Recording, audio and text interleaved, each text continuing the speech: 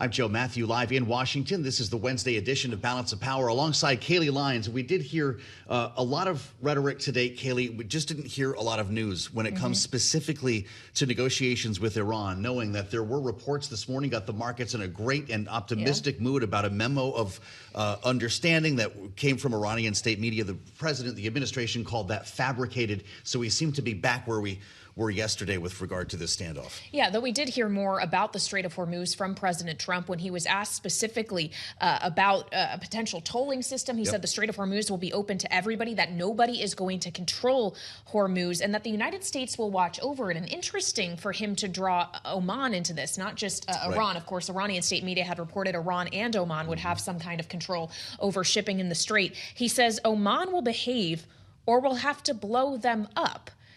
So perhaps targeting another partner, frankly, of the United States in this over the Strait. Assuming he didn't mean Iran in that statement, that did catch a few people off guard. The president earlier saying that they're negotiating on fumes, the language he used. Maybe we'll just have to go back in and finish it, maybe not. He's clearly dealing with a 50-50, it seems, still having been presented with military options. This was originally a cabinet meeting that was supposed to take place at Camp David. Because of bad weather, they did this in the White House, which kind of removed some of the urgency. Folks thought that choice of venue might be an indication as to maybe resuming strikes. Yeah, well, we heard from the Secretary of State, Marco Rubio, that they want to give diplomacy every chance to succeed. We just aren't sure what those chances of success actually are right now, as the president continually pointed to his left to the Defense Secretary, Pete Hegseth, suggesting that a military option going back in is always a possibility.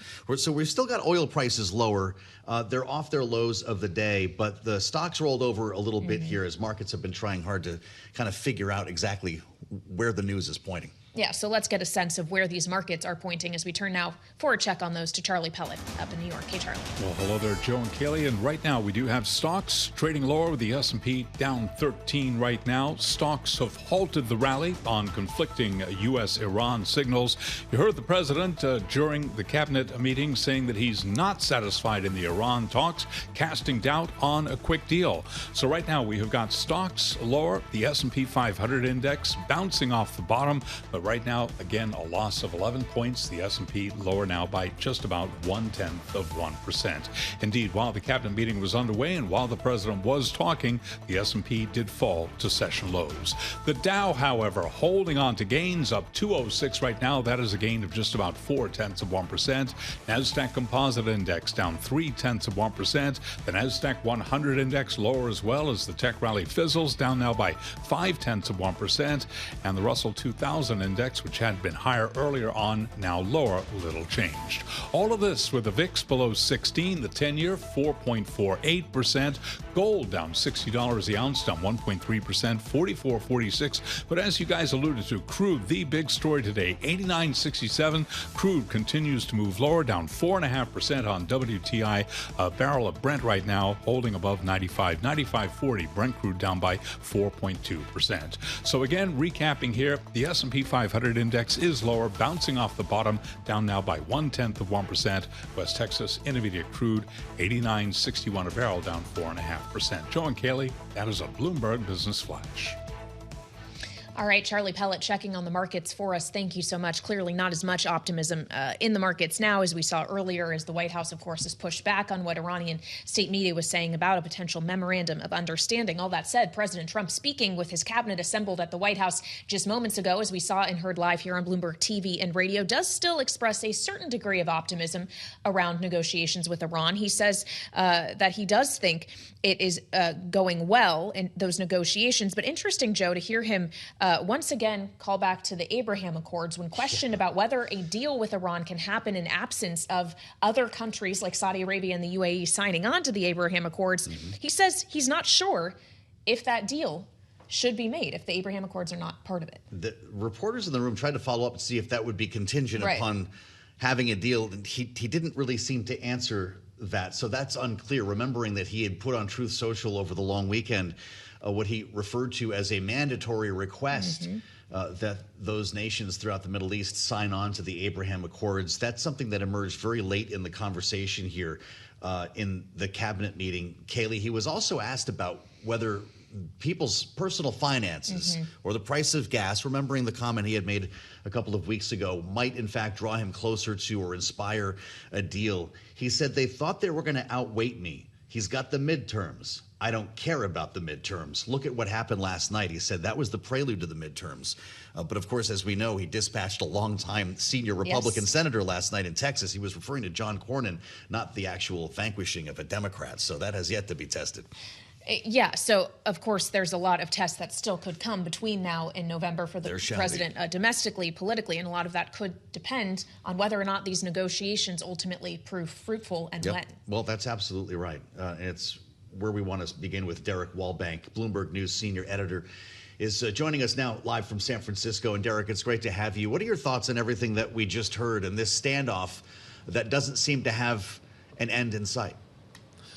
Well, thank you so much for having me. Yeah, look, it's really clear that Donald Trump is trying to find an exit ramp from the conflict in Iran that he really started, and it's trying to get to a winning hand. And what does that look like? Now, Donald Trump has a couple of things that are difficult. You mentioned the price of gasoline.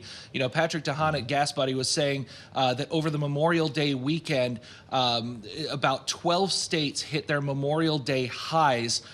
And 7 of those states, by my count, voted for Donald Trump for president. So this is squeezing his voters, not just coastal state voters. You're talking about an average somewhere around or above, $500 million that Americans are paying at the pump extra per day. So you are seeing some economic effects there. But at the same time, Trump does not want to exit Iran in any sort of way, even though we're at a ceasefire and have been for some while, a fragile but holding one. He doesn't want to exit in any way that unfavorably compares to President Obama's Iran nuclear deal that Donald Trump was a longtime critic of before coming to the White House. So those two things are a little bit difficult because a lot of the options on the table right now are not necessarily great or are just trying to get back to a pre-war baseline. Well, Derek, with the allusions to the Obama nuclear deal, in which, of course, we saw some sanctions relief and actual money exchanging hands from the United States to the Iranians, when asked specifically by our colleague Tyler Kendall about the idea of sanctions relief for Iranian oil, President Trump said, "We're not talking about the easing of any sanctions, no money, no nothing," suggesting that the U.S. will keep control of Iran's money. So if that's the case, if we're not talking about sanctions relief or the unfreezing of Iranian funds, what concessions realistically are on the table when it comes to Iran? Are we really to believe that there's none? Well, I think it's a great question. I think Iran is talking about sanctions relief. I think it's one of their main points. So there is a difference that we've seen between what Iran has said is on the table and what the president has said is on the table. Certainly, when you go back to that Iran nuclear deal previously, the issue of U.S. payments to Iran or unfreezing money to Iran, or however you want to categorize that, was certainly one that Trump himself made a massive issue, and he does not want to get tarred by the same brush, right?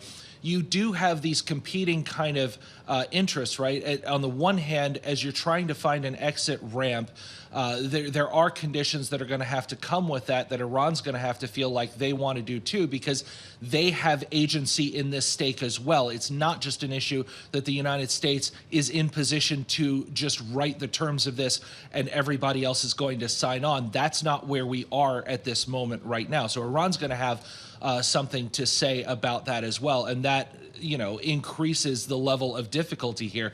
It's also why I'm looking very heavily at what Trump's allies are talking about, and you can see some Republicans on sort of the more hawkish side, still Trump allies very, very much. Lindsey Graham, is very, very close to the president, for example. But the hawks in his conference, in his coalition, have been saying quite openly that they don't want him to sign on to some of the things that have been rumored that are floating around that might be on the table. So he's getting pushback there as well. All right, Derek Wallbank, Bloomberg News senior editor, thank you so much for joining us. And we want to continue the conversation and get some analysis now from Jeanne Gavito, senior advisor with the Cohen Group and former acting principal deputy assistant secretary of state for Near Eastern affairs under President Biden. She also served in a number of diplomatic roles under Obama and Trump one as well. Jeanne, welcome back to Bloomberg TV and radio. As we consider the prospect of a diplomatic breakthrough here, it seems once again the two sides, at least in public, are talking past each other, both suggesting that one side has agreed to something, the other side says absolutely not. Do you have any sense of whether real forward progress is being made? So I do think that the fact that the negotiations are ongoing remains a positive sign. And fundamentally, at the end of the day, this is only going to be resolved through negotiation, not through military force, regardless of whether the president chooses to revert to that or not. I do find it concerning, though, in the statements coming out of the cabinet meeting, that the president has again reverted to very maximalist positions that make it much harder, I think, for him to walk back from in a domestic sense, saying things like it's not enough to destroy the nuclear material in the country. It has to be shipped out. That's very difficult to do.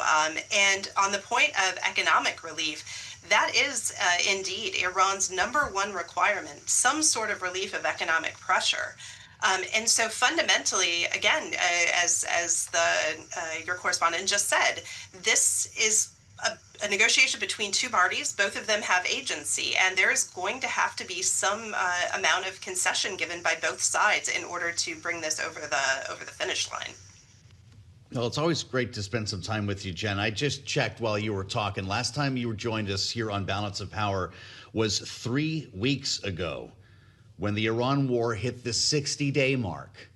Has anything actually changed in that period of time? No, very little. And I think that this is a reflection of, what President Trump is grappling with right now, which is competing instincts. On one hand, to cut his losses. Again, going back to the idea that this conflict is not going to be won militarily. And so you can walk away and try to get whatever you can out of these negotiations, or you can return to armed conflict, which he again suggested today he might be willing to do. And to your point, Joey's been recommending this or suggesting that this might be in the cards for the last several weeks. I think the fact that hasn't happened yet, though, is a reflection of the reality that it would not fundamentally change the calculus. And so I think we're stuck in this limbo of the perfect being the enemy of the good, frankly. Well, what is the good as you would define it, Jen, as the president continually says he's not going to make a deal if it's not a great one? What do you think is the best the United States can hope for at this point? So I do think that a strategic victory here is going to prove extremely elusive. Probably the best that can be hoped for at this point is that the Strait of Hormuz is opened without conditions and that global trade recommences largely at the scale eventually at which it was 12, 13 weeks ago when this all began. I think in order for the president to strike a deal, for this to not be kind of a strategic loss for the United States, there will also have to be some progress on the nuclear issue.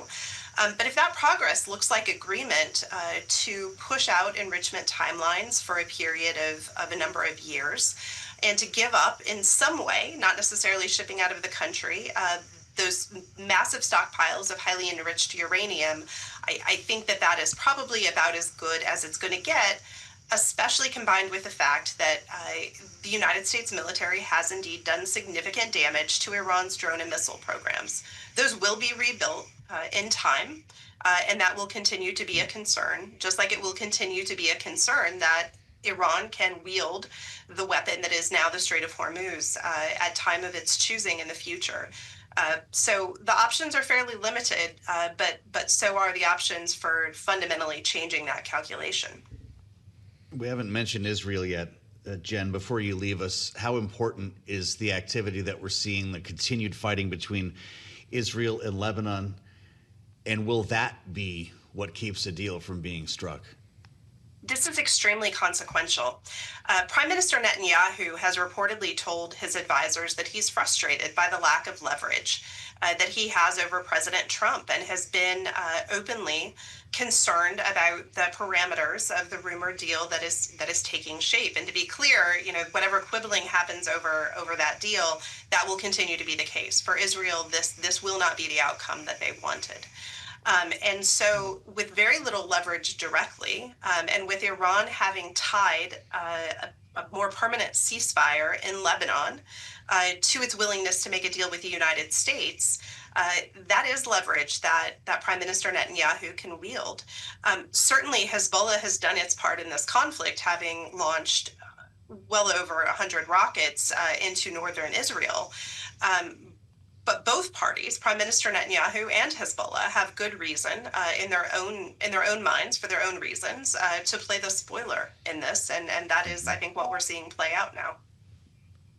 Jen, it's always great to spend some time with you. Thank you, as ever. Jen Gavito with the Cohen Group. I'm Joe Mathieu alongside Kailey Leinz in Washington as we add the voice of Jeanne Zaino to our conversation. Bloomberg Politics contributor, Democratic analyst, and democracy visiting fellow at Harvard Kennedy School's Ash Center. Jeanne, we've got a headline from the Associated Press. Since we took air today, the Israeli military is telling residents across southern Lebanon to leave as it expands operations there. And this comes as the country launched more than 120 airstrikes against Lebanon in the last 24 hours. Is this the actual conflict we should be paying attention to?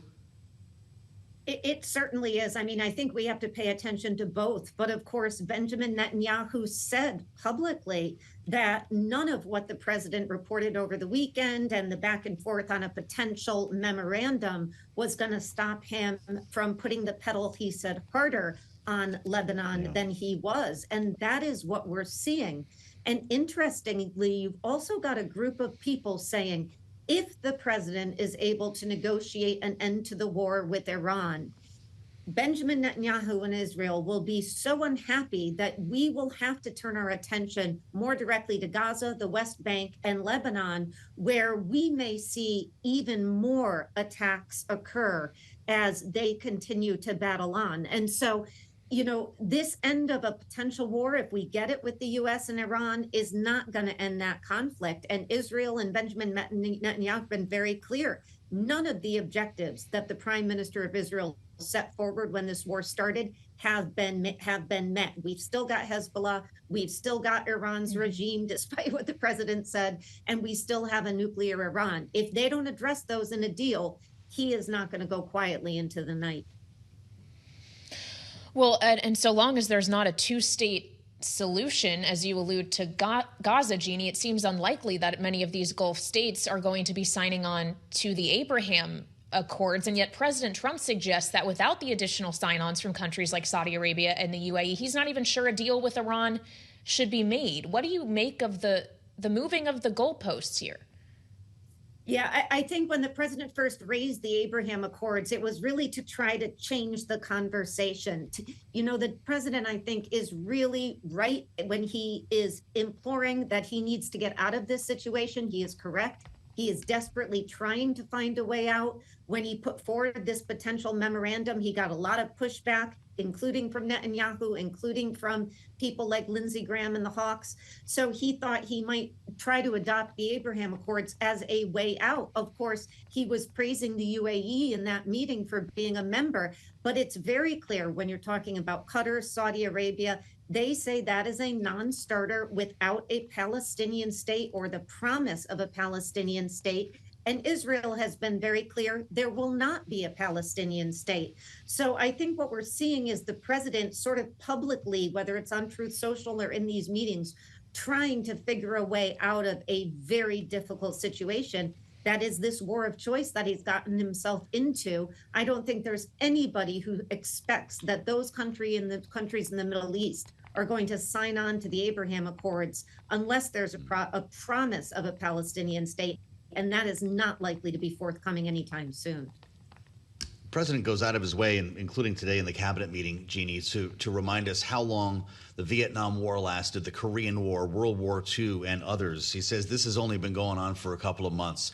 What if this, in fact, does not end before the midterms? What if this standoff continues for the next 6 months or so? We've got oil prices heading lower on hopes for a breakthrough today.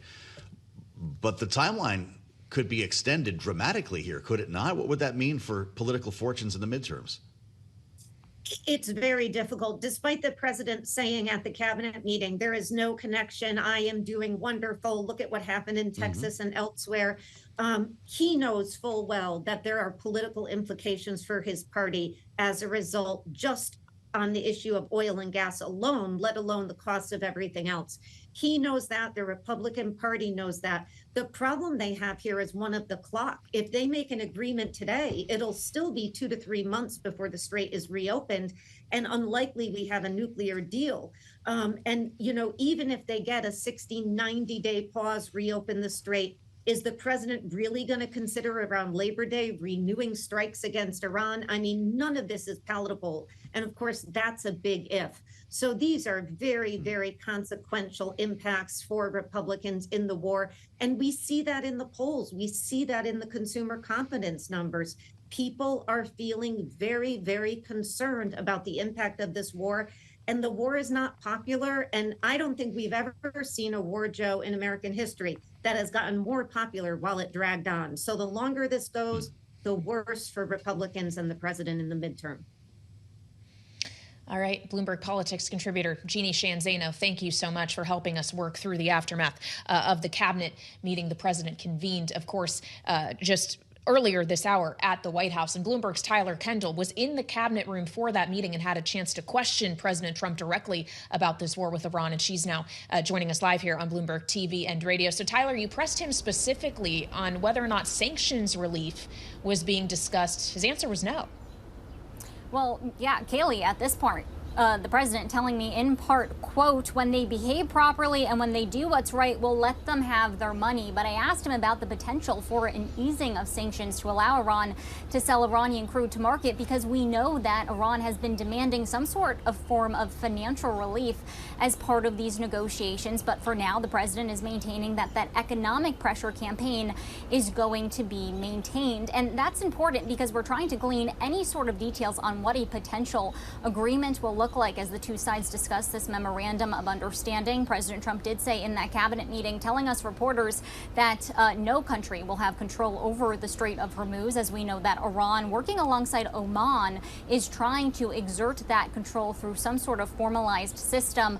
Joe and Kailey, quickly, I also asked the president about whether or not a federal gas tax holiday could still be on the table, as we know that the administration is coming under pressure when it comes to those higher retail gasoline prices. He told me that it is something that they might talk about, but that we're going to have to see what happens in the next 1 to 2 weeks' time.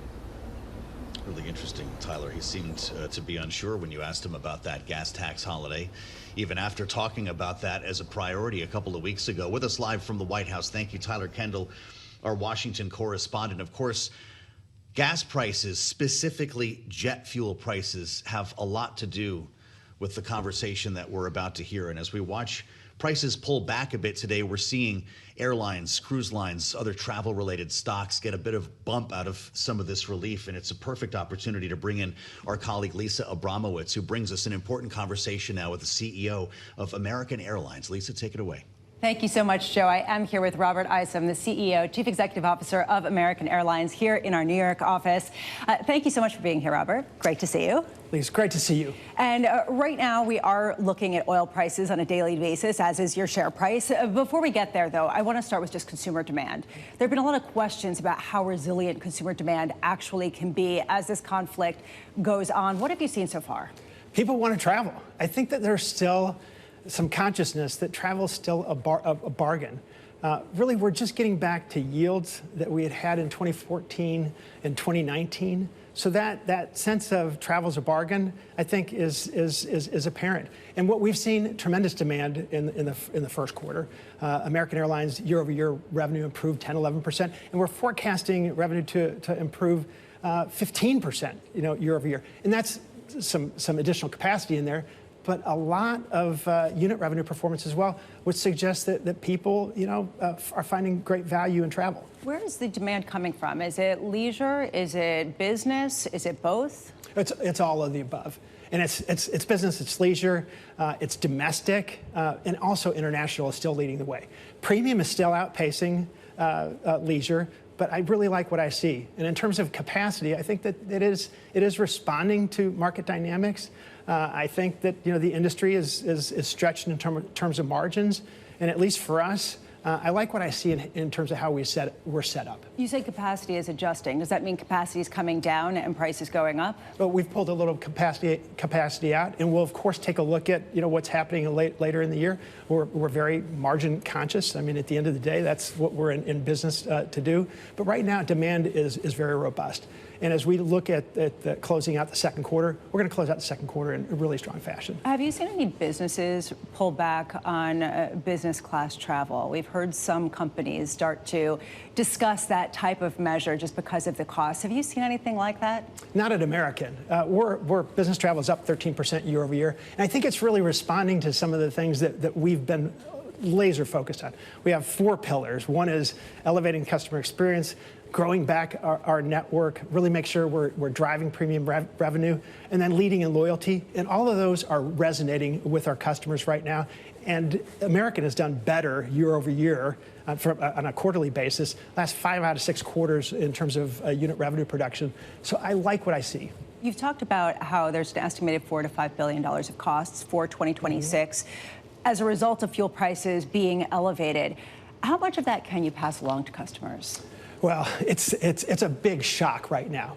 And I am very confident that as things even out, that will translate into gains for American and our shareholders. If you take a look back at the first quarter, we were projecting solid profitability in the first quarter, which is usually a tough quarter for us, but for the shock in fuel prices. And the same thing, think about in a year where price of fuel is spiked, $4 or $5 billion, we're still projecting the same type of profitability that we had last year. That means good things. In terms of what we hold, I really do think that there's some stickiness to a lot of what we're doing, and it's upside that's unique to American. But there's a rising tide as well. Everybody's got to be margin conscious, and of course there's been some struggles in the business among those that are serving the lowest cost demand or the lowest revenue demand. Just to sort of put a bow on that, in other words, when you are passing along price increases, do consumers push back, or are they remarkably resilient and just accepting it because that is the status quo across the industry? No, we're trying to give our customers something that they really value. So, I know that our basic economy product offers incredible value to those that avail themselves of it, but we're giving people buy-up opportunities as well. And from a product perspective, you name it, flagship suites, the new flagship lounges, opening up new routes, all of those things appeal to our customers in a way that they say, hey, I can find real value in what American's offering. How crazy is it going to get? Private plane, half the plane is a personal sort of suite where you have entertainment? Well, I like what we're doing. We're looking at the entire fleet, but the investments that we're making that are coming to fruition right now are really an indication of we skated to the puck in the right place. So our flagship suites that are on the 787-9s that are delivering right now, fortunately on time, 321 XLRs are coming in. But not only that, the reconfigurations that we set out to do a few years ago on our 319s and our 320s, it's all increasing the mix of premium seating. It's going to grow probably at twice the rate of our leisure, our general cabins, our main cabins. But I really like what I see in terms of that premium product. It's leading the way, and it's very positive. You talk about some of the issues that we've seen elsewhere, particularly in the budget carriers, Spirit going bankrupt among them. How do you see that in terms of an opportunity to gain share? Is this a time to see what potential business you can pick up from the likes of Spirit now that they're defunct? Is this a time for mergers and consolidation in that way? Well, I'll start with this. American has the most comprehensive network in North America. And that's something that our customers can avail themselves of, take advantage, and really get to anywhere else in the world with our partners as well. So as we take a look out into the future over the next 5-10 years, our network, Miami-based, a large hub, DFW, Phoenix, Arizona, you name it, Charlotte. We're in all the right places where economic growth is going to happen.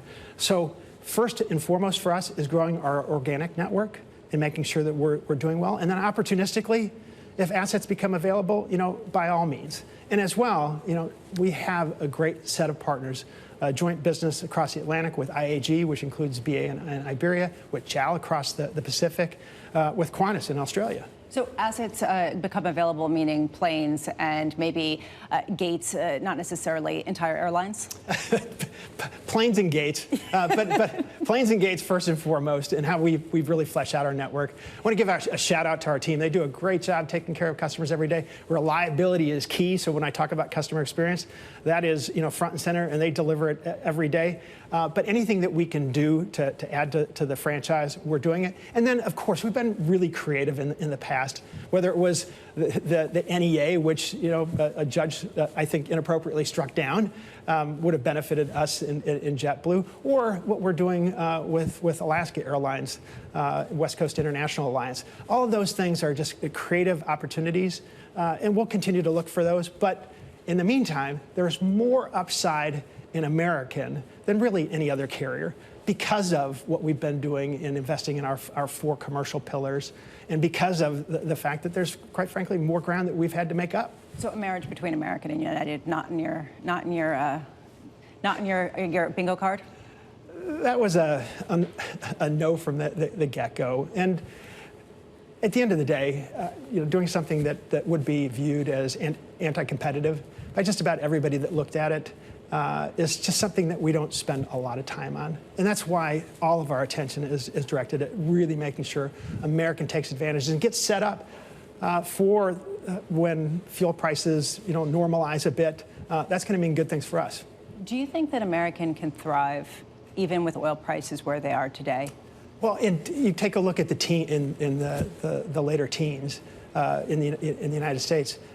Airlines made good money with oil prices above $100 a barrel. Now, my own view is I don't believe that oil prices will stay at this level. I think that the conflict in the Middle East at some point is going to be resolved. And I want to thank all of our service members for what they do every day. I want to thank the administration for making sure we get through this. But on the other side of this, I'm really confident that we're set up better than anybody to take advantage of fuel prices that are more moderated levels. Do you think that right now, the way that things are set up, if the prices that we have today at like $90 a barrel or $85 a barrel, you could return to the profitability that you had forecast at the beginning of the year? Well, it's going to take some time, but that is certainly the intent. And not only that, I mean, it's not just what we forecast this year, but for us, I look for pre-tax margins to get back into the higher single-digit levels. And the way that happens is keeping a close eye on the marketplace, and ultimately, we're in this business to make a margin. I think it's different in that a lot of the lower-priced competition is really having struggles. And so as we go forward, if there's a need to reduce capacity to get back to a business model that produces acceptable margins, we're going to do that. Right now, we see considerable strength. I hope that this is more of a blip that is, months in the making, as in, years in resolving. But when we get through this, we'll be in great shape. Robert Isom, thank you so much for being with us today. Robert Isom, the CEO of American Airlines. A wonderful summary of exactly how a lot of the airlines have managed through a difficult time with the incredible resilience of the consumer. Everyone wants to travel. Joe, Kailey, back to you.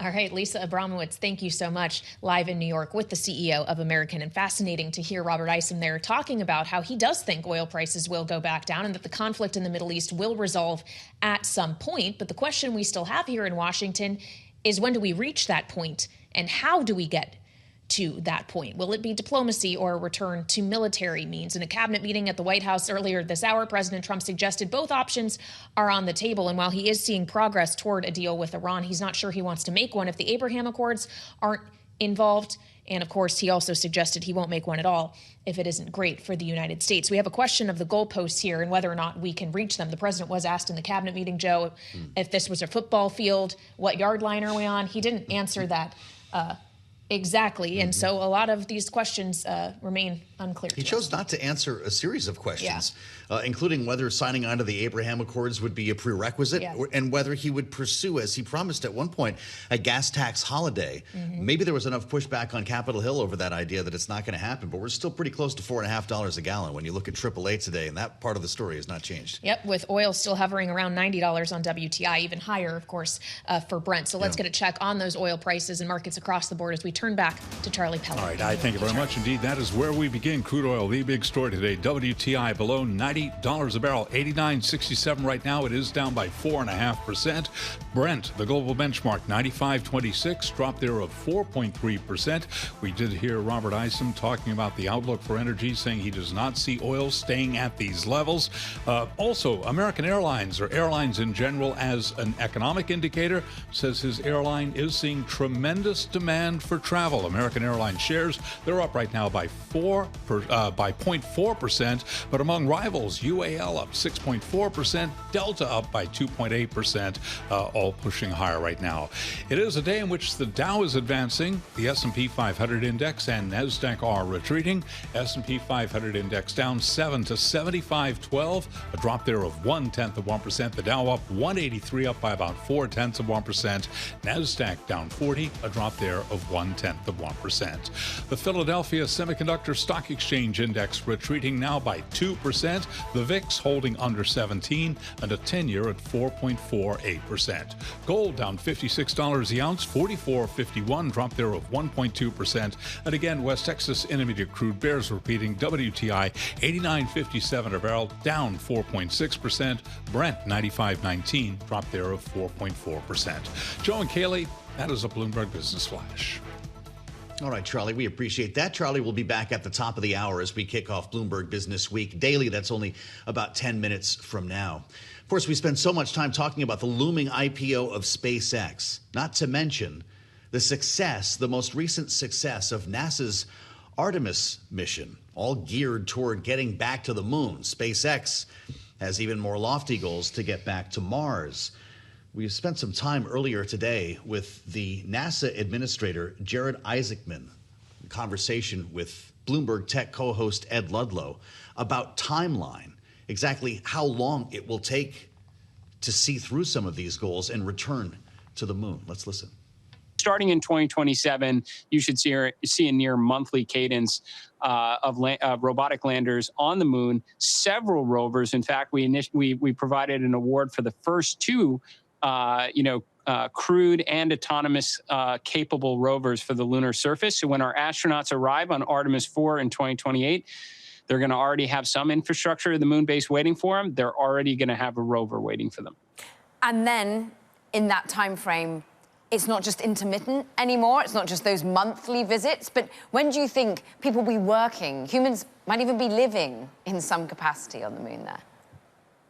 So we are approaching the moon base in phases. So phase one is a lot of littles. We are dusting off the playbook that worked very well for NASA in the 1960s. We're getting back to an iterative approach. So, there was the Mercury program before there was Gemini. There was Gemini before Apollo, and an awful lot of Apollo missions before we went right to the moon landing on Apollo 11. We are doing the same thing now. So phase one, we're calling it a science of survival. We're not going to lock in what the mobility strategy should be for logistics, for astronauts, the power strategy, the surface comms, the orbital comms. Why would we try and nail and get all of that perfect today when we haven't been to the moon in more than a half century? So phase one will be a lot of landings, again, that near monthly cadence to learn and inform phase two, where perhaps now you're putting a lot more tonnage on the lunar surface. You have a lot more direction as to the type of hardware and capabilities you want to lock in on. So you don't need to have maybe monthly landings when we get into phase two, but you have a lot more direction as to what should work for our intended objectives, which is to build out that habitable environment. And then phase two, we're going to learn now, having astronauts go from, let's call it a period of maybe even days on the lunar surface in phase one to potentially weeks in phase two, to where you might get, by the time we move into phase three, a similar astronaut rotation like you see on the International Space Station, where we could have crews potentially being on the lunar surface for months on end. You don't have that marked on your calendar, Administrator, when phase three might have a base that has humans actually living and working inside it? Oh, we absolutely have timeframes. I mean, we are looking at basically 2027 through 2029 for phase one. You have 2029 out into the early 2030s for phase two. But again, this is all going to be informed on what we learn during those first landings in phase one. NASA Administrator Jared Isaacman in conversation with Caroline Hyde and Ed Ludlow. So maybe not pack your bags for the moon base yet, Kailey, but this is just years away. Can you imagine not only the idea of a monthly cadence of moon rovers, but a permanent human presence is quite remarkable to consider. Yeah, in such a short timeline. Of course, perhaps not a coincidence that they're talking about ramping up the cadence of these things while President Trump is still in office. Well, that's correct. SpaceX at one point was talking about the potential for daily launches. Once we're building data centers in space, we're going to need a new network if we're going to cover all these launches. We'll just have rockets on TV all day, every day. That'd be pretty cool. It would be really cool. Joe Mathieu might be volunteering himself I think I want to keep for that here. job. Yes. Well, of course, we're going to be talking a lot more about space as we get set for SpaceX's IPO within the next, biggest ever couple weeks. That's something we'll continue to cover for you here on Bloomberg, and we'll continue to cover politics for you here in Washington as well. Whether or not we're seeing any progress in the diplomatic effort when it comes to Iran, and also the aftermath of Senator John Cornyn's loss in Texas last night, what it means for the midterms. We'll get into all of that in the late edition of Balance of Power at 5 p.m. Eastern, right here on Bloomberg TV and radio.